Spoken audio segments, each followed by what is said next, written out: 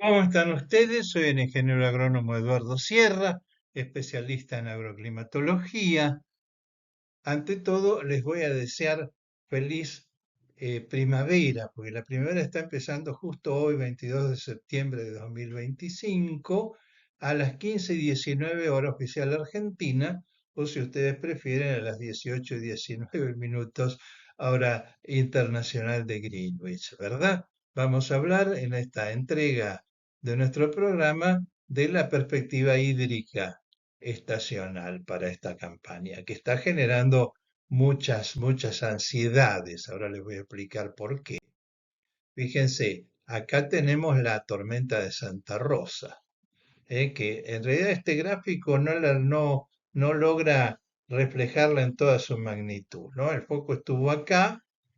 A mí estos datos que son de reanálisis internacional me dan 150 milímetros. En realidad puntualmente hubo 300 o más, ¿no?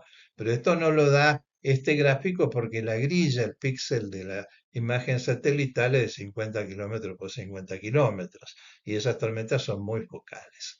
Esto fue una liberación de energía muy grande porque los 2 meses anteriores del invierno, o sea, desde el 20 de junio en adelante, habían sido muy secos, tremendamente fríos, ¿no?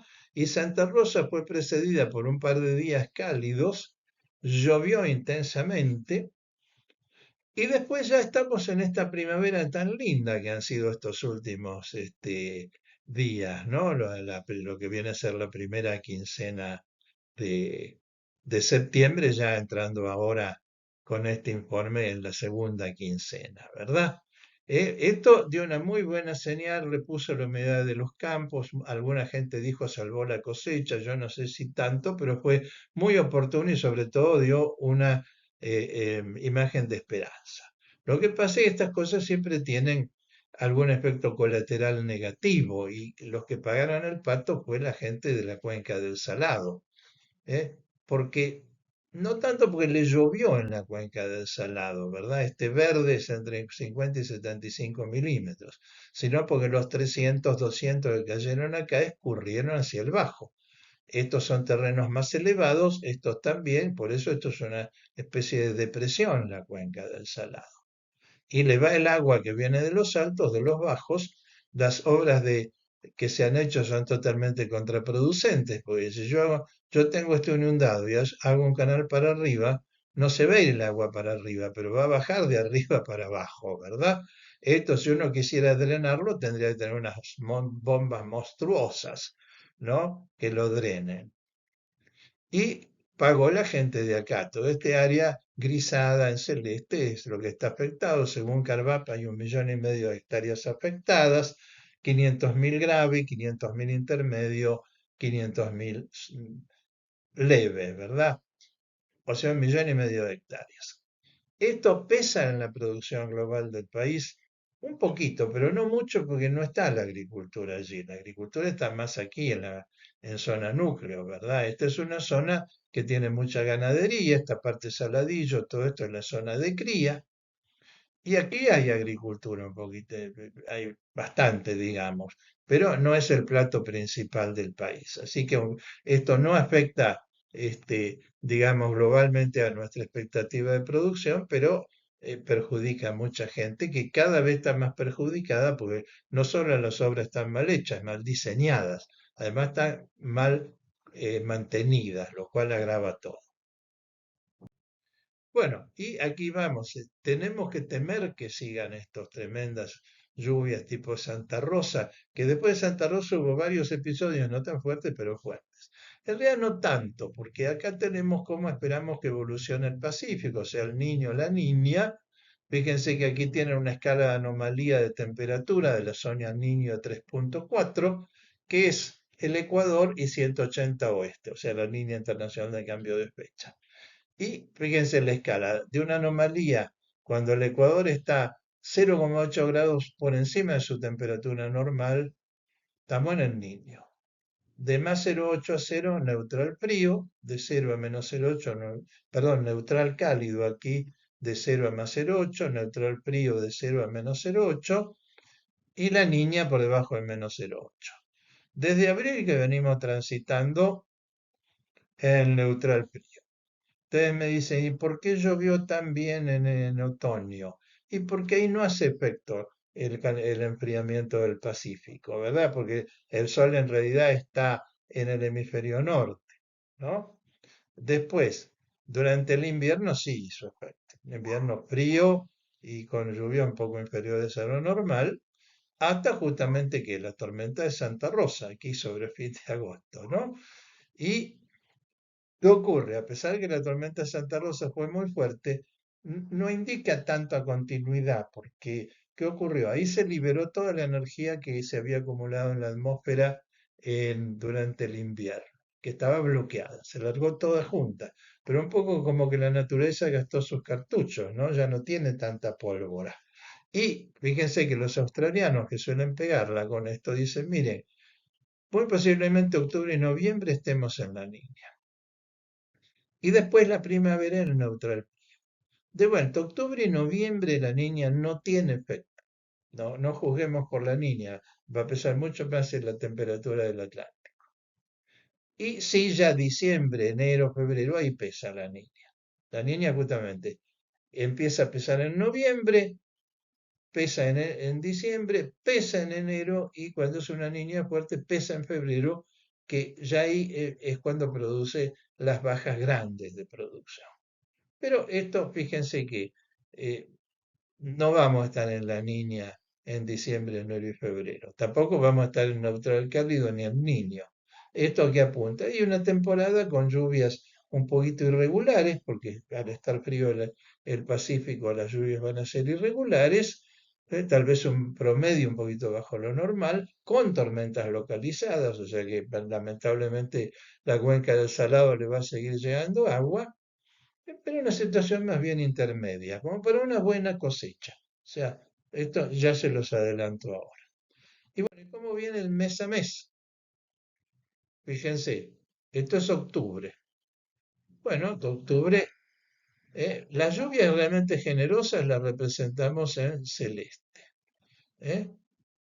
Las intermedias en verde, intermedia más, intermedia menos el verde amarillento y las lluvias escasas en naranja, amarillo a blanco, que es nada. Esta es una distribución bastante normal. Fíjense que falta un poquito. Aquí este verde claro sobre Córdoba, Santiago, La Pampa, falta un poco. Por otro lado, este celeste aquí sobre las serranías bonaerenses, lo que escurra se va a ir a la cuenca. Temperatura. Y tenemos un poco de calor muy importante aquí. Estos son 35 grados este Colorado. Todavía región pampeana, este amarillo es entre 15 y 20, muy típico de octubre. ¿Cómo nos queda la humedad del suelo? Recuerden que lo que está verde está en equilibrio. Bueno, menos, falta un poquito aquí en el verde claro, sobra un poquito en el verde oscuro. Los celestes que no se ve son excesos. Los amarillos debe déficit, con manejo no tienen importancia. Los naranjas ya es un déficit que hace efecto por mejor manejo que tengamos. Y sobre el oeste toda esta diagonal árida que es más bien normal. Todavía tormentas en cordillera. O sea que octubre, como decía, por más que haya la niña, no va a tener un efecto muy fuerte, menos sobre el área principal productora. Noviembre. Ven que noviembre sigue bastante equilibrado, pero sube la temperatura. Ya ven que estos son 25 grados de promedio. Entonces, la humedad se mantiene bien en esta parte oriental, donde llueve y la temperatura no es tan grande por la influencia del océano, y está millo millo aquí en Córdoba, La Pampa, Santiago. Sigue la sequía aquí, disminuye un poquitito porque le llueve. Ya venimos, digamos, no perfecto, pero bien. Lo mismo en la región oriental del Paraguay, Uruguay. Diciembre. Bueno, diciembre, fíjense que no es que falte lluvia, los cultivos van a tener humedad. El tema es que el consumo causado por las temperaturas elevadas va a hacer que terminemos diciembre con un poco menos de agua que la que empezamos. Y ya empiecen a verse manchones naranja acá sobre el oeste. ¿no? También aquí en el centro de Cuyo, el sudoeste de la región pampeana, se seca un poquito Paraguay, se seca un poco Uruguay, pero dentro del rango que es adecuado para los cultivos. Y aquí, bueno, viene este asunto que se está acentuando año tras año, el periodo seco playero de enero. ¿Sí? Si yo me sitúo en la década del 90, el periodo playero para el turismo era más bien corto, porque había una tormenta de Navidad, una de Año Nuevo, una de Reyes.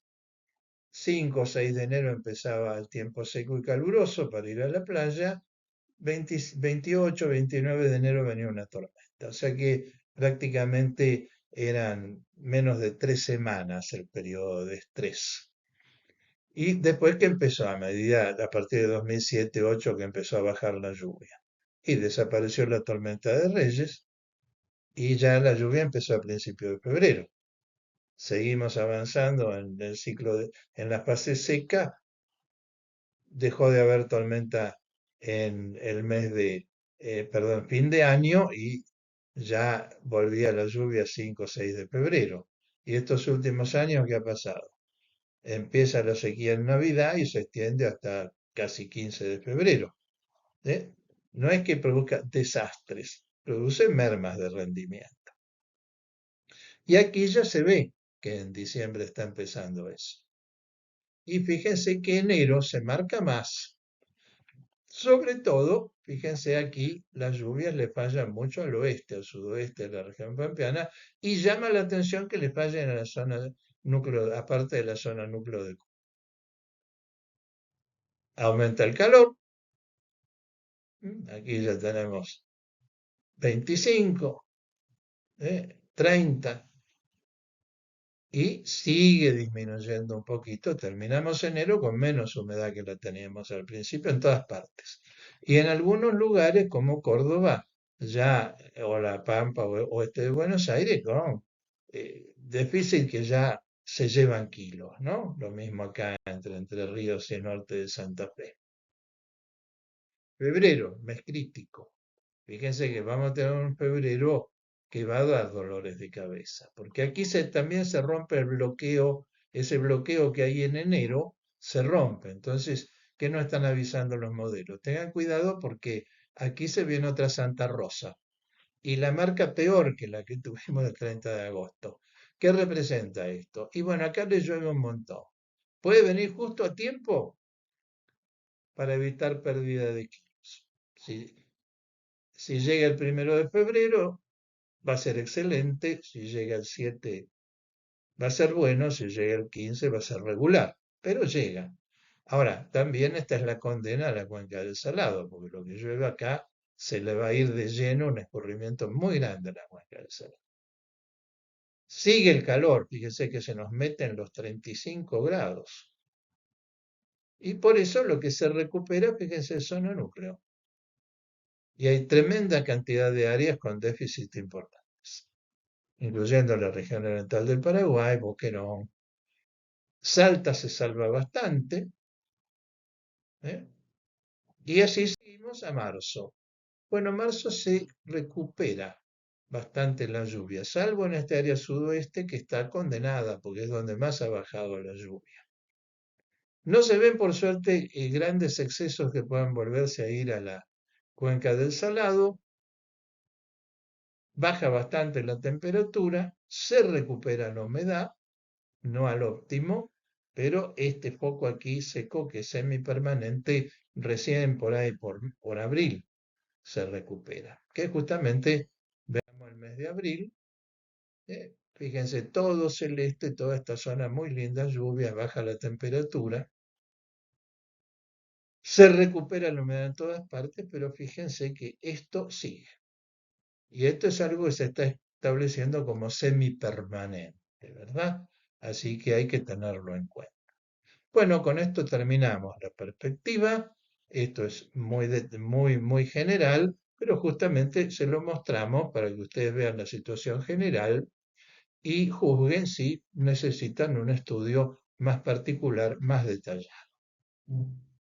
Bueno, con esto nos despedimos. Esperemos que este informe les sea de utilidad y seguiremos informándolos sobre el clima y su evolución y efectos sobre la producción agrícola nacional.